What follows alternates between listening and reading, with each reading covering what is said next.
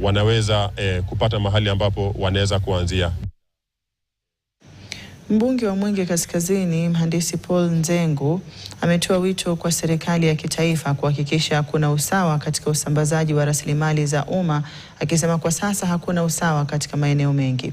Mbunge huyo amesisitiza kwamba maeneo ambayo huonekana kuwa ngome ya upinzani huachwa nje na kutengwa katika suala la ugavi wa rasilimali za kitaifa, haswa katika masuala ya maendeleo.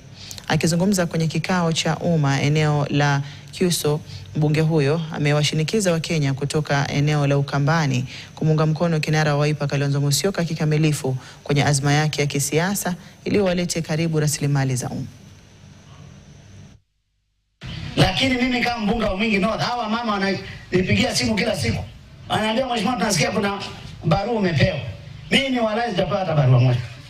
Lakini watu kutoka Rift Valley unasikia mtu anasema hapo na barua 10-20. Kwani Kenya ni ya watu fulani? Si ni yetu wote? Mbona kama wanapea waheshimiwa wasinipea hata mimi nipea watu wangu? Ama namna gani? Lakini kwa sababu wako kwa kiti sahihi, ile siku tutachukua kiti hata mimi nitafanya hivi. Na mimi sitakuwa naenda kwa Kalonzo kwa sababu atakuwa mtu mkubwa sana. Mimi nitakuwa naenda kwa waziri. Namwambia Kalonzo ameniambia nipe nafasi 500. Analetewa. Hawezi kuniuliza, atapigia Kalonzo amuulize. Lakini haifai hivyo. Nitafanya hivyo kwa sababu ya hasira. Inafaa kama ni Kenya, kila keki inakatiwa kila mwananchi wa Kenya. Kila region, ikiwe ni opposition, ikiwe ni ya serikali.